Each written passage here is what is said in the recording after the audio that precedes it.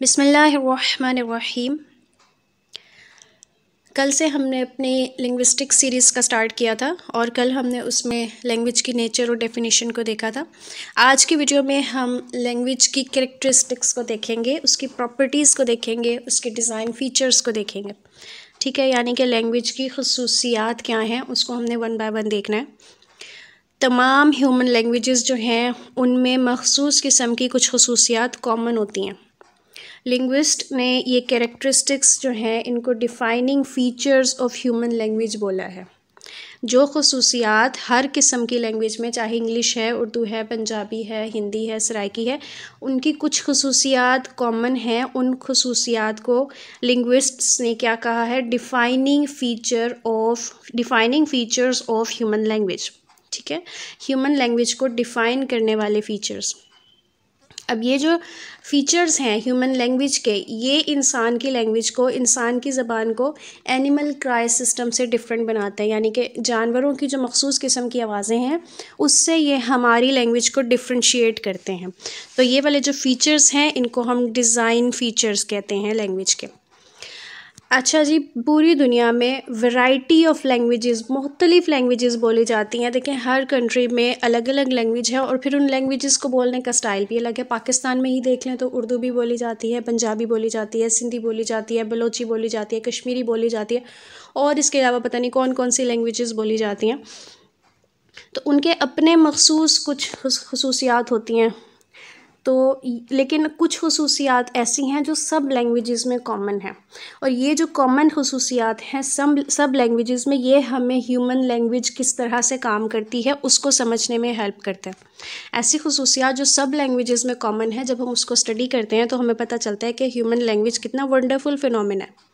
मुख्तलिफ जो लैंग्वेजेस हैं वो डिफरेंट तो लगेंगी लेकिन उनकी फाउंडेशन सेम होती है। जैसे कि पंजाबी, सराइकी और ये जो हिंदी में एक लैंग्वेज होती है संस्कृत, हाँ जी, इनका अगर आप ओरिजिन देखेंगे तो ये आपको सेम लगेगा। तो लैंग्वेजेस की फाउंडेशन अलग ही होती है। बिल्कुल ऐसे ही है कि जैसे हस्बैंड वाइफ हैं, उनके 2 बच्चे हैं, फिर वो बच्चों की आगे शादियां हुई, फिर उनके आगे बच्चे हो गए, तो वो आगे जाके उनका ख़ानदान तो बढ़ता गया लेकिन उनका ओरिजिन सेम ही है। तो फाउंडेशन मुख्तलिफ लैंग्वेजेस की सेम होती है और जब हम इन फ़ीचर्स को स्टडी करते हैं, हाईलाइट करते हैं, तो हमें पता चलता है कि मुख्तलिफ लैंग्वेजेस जो हैं सोसाइटी में वो किस तरह से बोली जाती हैं और उनके कौन कौन से फ़ीचर्स होते हैं। लिंग्विस्ट ने कुछ फ़ीचर्स जो हैं उनको बताया है कि ये कॉमन है सब लैंग्वेजेस में। अब उनको हम वन बाय वन डिस्कस करते हैं। अमेरिकन लिंग्विस्ट है एक हॉकेट, उसने कुछ फ़ीचर्स बताए हैं कि ये सब लैंग्वेजेस में होते हैं। आर्बिट्रेरीनेस भी हम आगे डिस्कस करेंगे डिटेल में। डुअलिटी होता है, प्रोडक्टिविटी होता है, इंटरचेंजेबिलिटी होता है, डिस्प्लेसमेंट होता है, स्पेशलाइजेशन होता है और कल्चरल ट्रांसमिशन। अब हम इसको आगे वन बाय वन डिस्कस करेंगे। तो सबसे पहली जो यहाँ पर खसूसियत यहाँ पर लिखी हुई है लैंग्वेज की, जो सब लैंग्वेजेस में कॉमन है, वो क्या है? Language is sound. बेसिकली जो भी लैंग्वेज आप उठा लो ह्यूमन स्पीच में, उसमें साउंड्स होते हैं जिसके मीनिंग्स होते हैं। हर साउंड का मुख्तलिफ मतलब होता है और मोस्ट ऑफ़ द टाइम कुछ लैंग्वेजेस ऐसी होती हैं जो कि लिखी नहीं जाती हैं लेकिन बोली फिर भी जाती हैं। तो बहुत सारी लैंग्वेजेस जिनका स्पीच राइटिंग सिस्टम नहीं होता फिर भी उनका स्पीच सिस्टम होता है। तो हम ये कह सकते हैं कि जो लैंग्वेज है वो बेसिकली साउंड है, आवाज़ पे डिपेंड करती है। कोई भी लैंग्वेज हो उसमें आवाज़, उसमें साउंड्स लाजमी होते हैं। बोली लाजमी जाती है, लिखी ना भी जाती हो, उसका राइटिंग सिस्टम ना भी हो, उसका स्पीच सिस्टम, उसको बोलने का तरीका और अंदाज़ होता है। अब यहाँ पर हमें ये देख लेना चाहिए कि अजीबोगरीब से साउंड जिनका कोई मतलब ना हो वो लैंग्वेज नहीं होते, बल्कि ऐसे साउंड जिनका कोई मीनिंग हो उसको हम लैंग्वेज कहते हैं।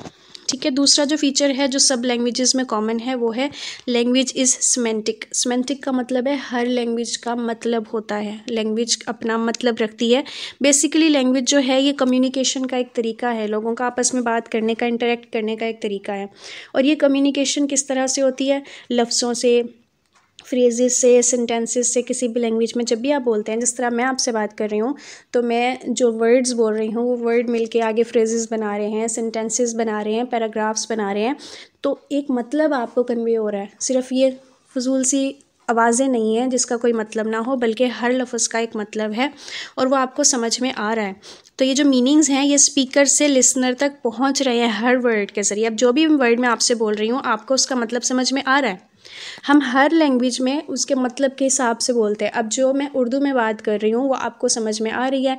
जब इंग्लिश में इसी तरह से किसी टॉपिक पे बात की जाती है तो उसमें भी ऐसे वर्ड्स बोले जाते हैं जिसके मतलब समझ में आते हों। तो जो मीनिंग है ये हमें कम्युनिकेट करने के काबिल बनाते हैं।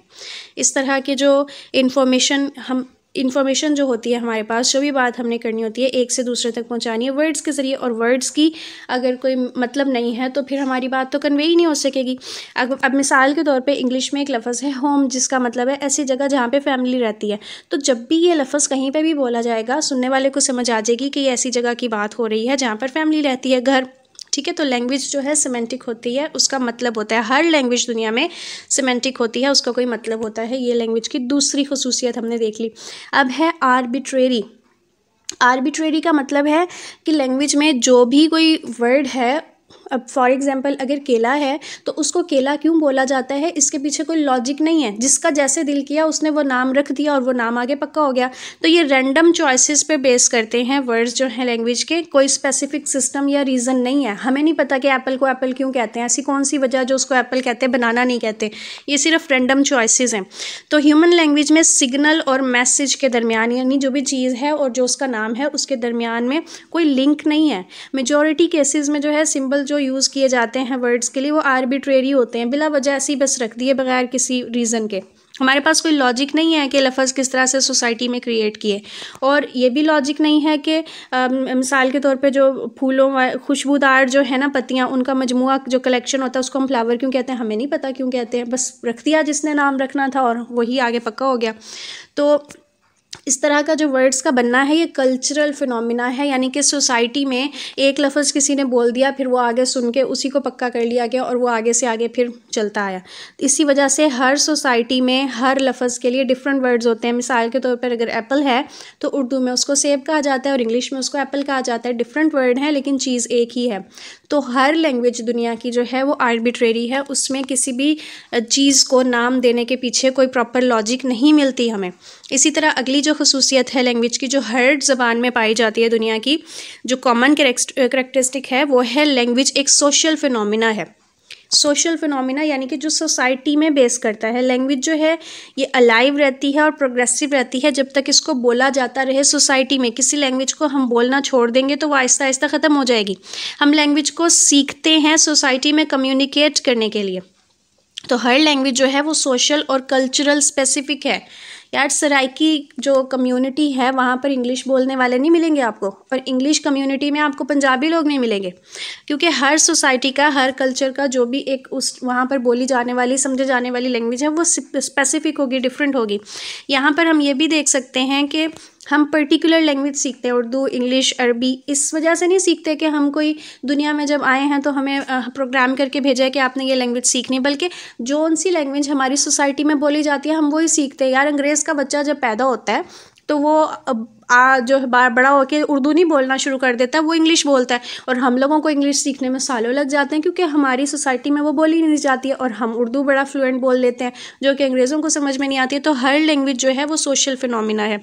फिर हम बात करते हैं कल्चरल ट्रांसमिशन। जो भी लैंग्वेज है वो एक जनरेशन से दूसरी जनरेशन में कल्चरली ट्रांसमिट होती है। माँ बाप जो है वो जीन्स के ज़रिए आगे नहीं पहुँचा देते, बल्कि ये वही पिछले वाला टॉपिक से ही रिलेटेड है कि कल्चरली ट्रांसमिट होता है एक जनरेशन से दूसरी जनरेशन में, सुन सुन के, बोल बोल के, जो भी कल्चर में बोली जाती है वो आगे कन्वे हो जाती है। लैंग्वेज जो है कन्वेंशनल है।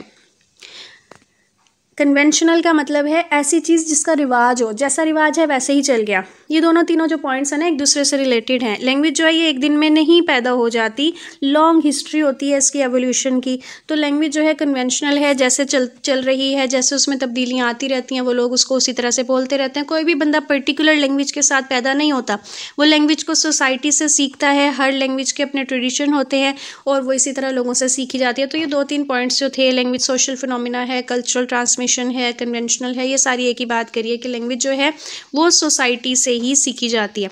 अब आगे आ गया है पॉइंट, लैंग्वेज जो है ये स्पॉन्टेनियस है।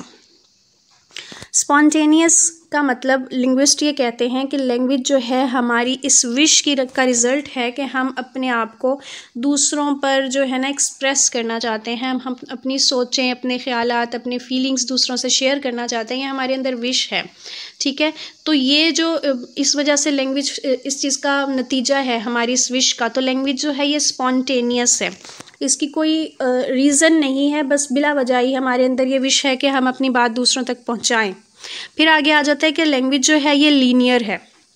लीनियर का मतलब है कि इसमें स्टेप्स हैं, मुख्तलिफ सिस्टम्स हैं, मुख्तलिफ जो सिंबल्स हैं वो यूज़ किए जाते हैं कि वो वर्ड्स को बनाएं, फिर वो जो वर्ड्स हैं वो स्पीच साउंड को रिप्रेजेंट करते हैं। हर लैंग्वेज के डिफरेंट राइटिंग सिस्टम होते हैं, उनके अपने अल्फ़ाबेट्स होते हैं, उनके अपने लेटर्स होते हैं, और ये जो सिंबल्स होते हैं इनकी अपनी स्क्रिप्ट्स होती हैं, यानी कि लिखने का तरीका। कुछ जो राइटिंग्स हैं वो राइट टू लेफ़्ट होती हैं, ठीक है, और कुछ जो हैं वो लेफ़्ट टू राइट होती हैं। अब जब इंग्लिश है तो उसको जब आप लिखते हैं उसको आप लेफ़्ट टू राइट लिखते हैं, और जब आप उर्दू लिखते हैं तो उसको राइट टू लेफ़्ट लिखते हैं। तो उसका अपना तरीक़ाकार होता है कि किस तरफ से शुरू होना है, हॉरिजॉन्टली ऊपर से नीचे आना है, दाएं से बाएं जाना है, किस तरह से जाना है। तो हर लैंग्वेज का अपना एक सिस्टम होता है, अपने सिंबल्स होते हैं। कोई भी लैंग्वेज उठा लो तो ये एक कॉमन कैरेक्टरिस्टिक है। फिर लैंग्वेज जो है ये सिस्टमेटिक है, इसमें मुख्तलिफ सिस्टम काम कर रहे होते हैं। पहले साउंड लेवल पे होता है, साउंड फिर मिल के वर्ड्स को बना देते हैं, फिर वर्ड लेवल पे एक सिस्टम होता है, फिर वर्ड्स मिल के आगे फ्रेजेस बना देते हैं, फिर फ्रेजेस मिल के आगे सेंटेंसेस बना देते हैं, सेंटेंसेस आगे पैराग्राफ्स बना देते हैं। तो इसका सिस्टम होता है, हर लैंग्वेज में ये सिस्टम लाजमी पाया जाता है, ठीक है। ग्रामेटिकल सिस्टम भी होता है, स्टाइलिस्टिक सिस्टम भी होता है। ग्रामर में किस तरह से लफ्ज़ आते हैं, अब जैसे हम उर्दू की बात करें वो खाना खाता है, तो यहाँ पर जो काम करने वाला है वो पहले आ गया, उसके बाद जो उसने काम किया है खाना खाना फिर वो बाद में आया। और जब इंग्लिश की हम बात करें ही ईट्स फूड, तो यहाँ पर जो है वो सब्जेक्ट पहले आ जाता है, फिर उसके बाद वर्ब आता है, फिर बाद में ऑब्जेक्ट आता है। लेकिन उर्दू में सब्जेक्ट के बाद पहले ऑब्जेक्ट आ जाता है, फिर बाद में वर्ब आता है। तो हर लैंग्वेज का अपना एक ग्रामेटिकल सिस्टम होता है, अपना एक लिखने का भी स्टाइल होता है। तो ये जो है इससे हमें पता चलता है कि हर लैंग्वेज जो है हाईली सिस्टमेटिक है। Language has a structure. Language में हर लैंग्वेज में दो तरह के स्ट्रक्चर होते हैं, सरफेस स्ट्रक्चर और डीप स्ट्रक्चर। सरफेस स्ट्रक्चर जो है वो हर लैंग्वेज का डिफरेंट होता है, यानी कि लिखने का तरीका। अब यहाँ पर मिसाल दी गई है, वो बहुत खूबसूरत हंसती है, शी स्माइल्स ब्यूटीफुली। ये दोनों बातें लिखने में उर्दू में अलग से लिखी जाती है, इंग्लिश में अलग से लिखी जाती हैं, लेकिन इनकी जो मतलब है, जो डीप स्ट्रक्चर है वो सेम है। तो दोनों बातों में एक ही बात की जा रही है, उसकी स्माइल की तारीफ़ हो रही है। तो हर लैंग्वेज का अपना स्ट्रक्चर होता है, सरफेस स्ट्रक्चर और डीप स्ट्रक्चर, और ये भी एक ऐसी चीज़ है जो हर लैंग्वेज में कॉमन होती है। आगे हम बात कर लेते हैं, लैंग्वेज जो है क्रिएटिव है। लैंग्वेज का एक एंड, कोई भी लैंग्वेज उठा लो दुनिया में, उसका एक एंड हमेशा ओपन रहता है। हर लैंग्वेज में नए नए लफ्ज़ आते रहते हैं, कोई भी बंदा कोई भी नया लफ्ज़ बना देता है जो कि पहले वालों से डिफरेंट होता है। और ये जो क्रिएटिव एबिलिटी है ये ह्यूमन को स्पीक और राइट करने के काबिल बनाती है, ऐसी चीज़ें जो कि पहले कभी नहीं लिखी गई, जो कि पहले कभी नहीं सुनी गई। आप कोई भी ऐसा लफ्ज़ बोल सकते हैं जो कि पहले दुनिया में किसी ने ना बोला हो, जो पहले कहीं पे भी सुना ना गया हो। तो लैंग्वेज जो है ये क्रिएटिव है, इसमें नई नई चीज़ें आती रहती हैं। ऐसा नहीं है कि जो रूल्स बन गए किसी लैंग्वेज के वो चेंज नहीं हो सकते। और ये ऐसी खसूसियत है लैंग्वेज की जो दुनिया की सब लैंग्वेजेस में पाई जाती है, इसलिए ये उसका डिज़ाइन फीचर या उसका कैरेक्टरिस्टिक कहलाता है। लैंग्वेज जो है यूनिक है, हर लैंग्वेज अपने वर्ड्स में, अपने अल्फ़ाबेट्स, अपने पार्ट ऑफ स्पीच, अपने रूल्स ऑफ ग्रामर में यूनिक है। मैंने आपको पहले एग्जांपल दी उर्दू और इंग्लिश की। अगर आप ग्रामर देखें, उर्दू में वो खाना खाता है, वो पहले सब्जेक्ट आ गया खाना, फिर उसका ऑब्जेक्ट आ गया खाता है, लास्ट में वर्ब आया। लेकिन इंग्लिश में सब्जेक्ट फिर वर्ब फिर ऑब्जेक्ट आता है, ही ईट्स फूड, वो खाना खाता है। तो हर लैंग्वेज का अपना ग्रामेटिकल सिस्टम होता है, अपने पार्ट ऑफ स्पीच होते हैं। अब यहाँ पर मिसाल के तौर पे आप वो के लिए इंग्लिश में ही यूज़ करते हैं, लेकिन उर्दू में वो आता है। तो हर लैंग्वेज के अपने वर्ड्स हैं, अपने अल्फ़ाबेट्स हैं। उर्दू में अलिफ बे पे ते हो गया और इंग्लिश में ABCD हो गया। इस हवाले से हर लैंग्वेज यूनिक है, मुनफरिद है, दूसरी से मुख्तलिफ है। लैंग्वेज जो है वो आपके मूड को एक्सप्रेस कर सकती है। आप लैंग्वेज के ज़रिए अपना गुस्सा, अपना प्यार, अपना सिंपथी, ठीक है, नफ़रत, सब कुछ दिखा सकते हैं। भाई आपके वर्ड्स जो हैं अच्छे भी हो सकते हैं, बुरे भी हो सकते हैं। आप किसी का दिल जोड़ भी सकते हैं, किसी का दिल तोड़ भी सकते हैं। तो लैंग्वेज जो है वो आपके मूड को एक्सप्रेस करती है। लैंग्वेज एंड डिस्प्लेसमेंट, ये लैंग्वेज की एक बहुत अच्छी खूबी है जो कि एनिमल्स में नहीं है। अब एक जानवर है, उसको भूख लगी है, तो वो आपको बोल के बता सकता है कि उसको भूख लगी है, या उसको किसी से दूसरे जानवर से लड़ाई होती है तो वो उस हवाले से आवाज़ें निकाल सकता है। लेकिन वो क्या कभी पास्ट की या फ्यूचर की बात कर सकता है? आप बैठे बैठे किसी को अपने पिछले साल का कोई वाक़या सुनाने लग जाते हैं, ये डिस्प्लेसमेंट कहलाती है। आप अपनी फ्यूचर प्लानिंग किसी को बता रहे होते हैं, ये आपकी डिस्प्लेसमेंट कहलाती है। ये हर लैंग्वेज में, ह्यूमन लैंग्वेज में पाई जाती है, जो कि एनिमल कम्युनिकेशन में नहीं पाई जाती, कि आप ऐसी चीज़ के बारे में बात कर सकते हैं जिस वक्त आपके सामने मौजूद नहीं है, चाहे वो पास्ट की है चाहे फ्यूचर की है। आप ऐसे लोगों के बारे में बात कर सकते हैं जो दुनिया में इस वक्त मौजूद नहीं है, जैसे शेक्सपियर या इकबाल को हम डिस्कस करते हैं लेकिन वो हमारे साथ नहीं है। ठीक है, हम ऐसी चीज़ के बारे में बात करें जो हमारे सामने मौजूद नहीं है। यार लड़कियां तो बड़ी चुगलियां करती हैं ना, अब एक फ्रेंड है वो आपके सामने मौजूद नहीं है लेकिन आप उसके बारे में घंटों बोल सकते हो, तो ये डिस्प्लेसमेंट कहलाती है कि ये हमें करंट अफेयर्स के साथ साथ ऐसी चीज़ों के बारे में बात करने के भी काबिल बनाती है जो इस वक्त यहाँ पर मौजूद नहीं है। तो लैंग्वेज जो है डिस्प्लेसमेंट ऑफ आइडियाज़ को पॉसिबल बनाती है। प्रोडक्टिविटी, ओपन एंडेडनेस, यहाँ पर हमने पीछे ये बात कर ली थी कि लैंग्वेज इज़ क्रिएटिव, ये वही चीज़ है कि लैंग्वेज के जो यूज़र्स हैं वो नए लफ्ज़ बना सकते हैं जब भी उनको ज़रूरत महसूस हो। ये लैंग्वेज का एक ऐसा एस्पेक्ट है जो इस फैक्ट के साथ जुड़ा हुआ है कि इंसानी ज़बान में इनफाइनाइट ऑटरनेस हो सकती हैं, यानी कि इंसान ला तादाद, ला महदूद, अनगिनत लफ्ज़ बोल सकता है। इंसान में अल्लाह ताला ने ऐसी एबिलिटी रखी है उसकी ज़बान में कि वो ला तादाद किस्म के नए नए लफ्ज़ भी बोल सकता है, क्रिएट कर सकता है। तो ये जो प्रोडक्टिविटी है ये ह्यूमन लैंग्वेजेस में, हर किस्म की लैंग्वेज में पाई जाती है। इंटरचेंजेबिलिटी, एक टाइम पर आप बोल रहे हो, फिर जब आप खामोश होते हो दूसरा बोल रहे हो तो आप सुन रहे हो। तो ये जो लैंग्वेज है ये आपको इंटरचेंजेबल बनाती है। आप एक टाइम पर मैसेज दे रहे हो यानी कि बोल रहे हो, दूसरे टाइम पर आप मैसेज रिसीव कर रहे हो यानी कि सुन रहे हो। तो आप एक टाइम पर स्पीकर हो और दूसरे टाइम पर आप हेयरर हो। तो ये आपकी जो एक्सचेंजिंग ऑफ पोजीशन है इसको लैंग्वेज की इंटरचेंजेबिलिटी कहते हैं। स्पेशलाइजेशन, इंसान जो है इसकी अलग से कोई टोटल फिज़िकल इन्वॉल्वमेंट नहीं होती है कम्युनिकेशन में। हमारे जो उनसे अज़ा हैं जो हम बोलने में इस्तेमाल कर रहे हैं, हमारा गला है, हमारी ज़बान है, हमारे दांत हैं या हमारा नाक है, ये और चीज़ों के लिए भी इस्तेमाल होते हैं। हमारा मुंह खाना खाने के लिए इस्तेमाल होता है, ठीक है, दांत हमारे खाने को काटने के लिए इस्तेमाल होते हैं, नाक और मुंह से हम सांस भी ले रहे होते हैं, गला हमारी सांस को भी प्रोड्यूस कर रहा होता है। तो एट अ टाइम जो उनसे ऑर्गन्स हमारे स्पीच प्रोड्यूस कर रहे हैं वो ऑर्गन्स और काम भी कर रहे हैं। ठीक है, तो ये जो चीज़ है ये उसकी स्पेशलाइजेशन है कि एक टोटल फिज़िकल इन्वॉल्वमेंट है उसके अंदर। अल्लाह ताला ने एक पूरा निज़ाम स्पीच का रखा है, लेकिन वो ऐसा निज़ाम नहीं है जो कि सिर्फ स्पीच प्रोड्यूस करने में ही काम आ रहा है, बल्कि वो और चीज़ों के लिए भी काम आ रहा है। अब आगे है ड्यूअलिटी। ह्यूमन लैंग्वेज इस तरह से ऑर्गेनाइज की गई है कि वो 2 लेवल्स या लेयर्स पर एट अ टाइम बात कर सकती है। देखो 3 यहाँ पर अल्फ़ाबेट्स हैं, N, B, I, ठीक है। इसको हम 2 तरह से जो है अरेंज कर सकते हैं। BIN भी बन सकता है, बिन यानी डस्टबिन, और निब भी बन सकता है जैसे कि पेन की निब। तो लैंग्वेज में ये खसूसियत है, ये फीचर पाया जाता है कि वो डुअल साउंड्स प्रोड्यूस कर सकता है, एक से ज़्यादा। अब ये जो अल्फ़ाबेट्स हैं, ये जो साउंड्स हैं, ये मिलके बहुत सारे अल्फाज बना सकते हैं। आप इनकी तरतीब चेंज करते रहो, नए नए अल्फाज आपके पास आते रहेंगे। तो कॉम्बिनेशन ऑफ साउंड्स और उनके जो डिफरेंट मीनिंग है इसको डुअलिटी कहते हैं, और ये भी दुनिया की हर लैंग्वेज में पाई जाने वाली खसूसियत है। अब हम इसको थोड़ा सा रिकैप ले लेते हैं कि हमने करेक्टरिस्टिक्स को डिस्कस किया लैंग्वेज के, उसके डिज़ाइन फीचर्स को डिस्कस किया, यानी कि ऐसे फीचर्स जो कि दुनिया की हर लैंग्वेज में कॉमन पाए जाते हैं उनको हमने डिस्कस किया, और हमने उनमें कहा कि लैंग्वेज, हर दुनिया की लैंग्वेज जो है वो बोली जाती है, उसमें साउंड होता है, दुनिया की हर लैंग्वेज के अंदर मीनिंग होता है, और दुनिया की हर लैंग्वेज में वर्ड्स जो बनाए जाते हैं किसी भी चीज़ के लिए उसके पीछे कोई लॉजिक या रीज़न नहीं होती, बल्कि ये एक आर्बिट्रेरी फिनोमिना होता है। फिर लैंग्वेज को हमने डिस्कस किया कि सोशल फिनोमिना है, यानी कि आप अपनी सोसाइटी में बोलते हो, सोसाइटी से सीखते हो, सोसाइटी में ही आगे ये ट्रांसमिट होती है, जिसको कल्चरल ट्रांसमिशन हमने बोला। लैंग्वेज जो है कन्वेंशनल है, जिस तरह का रिवाज पड़ा वही आगे चलता रहा। फिर हमने कहा कि लैंग्वेज स्पॉन्टेनियस है, आपकी ख्वाहिश पे का ये नतीजा है कि आप अपने आप को एक्सप्रेस करना चाहते हो दूसरों पर।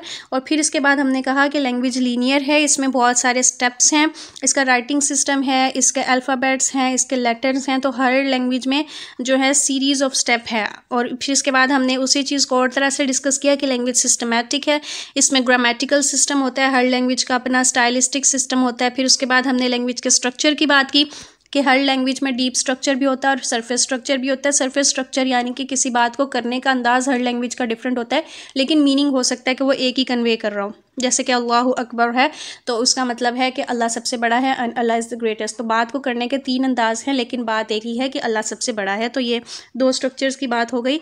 फिर उसके बाद आ गया लैंग्वेज जो है ये क्रिएटिव है। आप इसमें नए नए लफ्ज़ बना सकते हो। हर लैंग्वेज यूनिक है, हर लैंग्वेज के अपने वर्ड्स होते हैं, अपने अल्फ़ाबेट्स, अपने रूल्स होते हैं। फिर लैंग्वेज आपके मूड को डिस्क्राइब कर सकती है, आप इस वक्त कैसा फ़ील कर रहे हैं।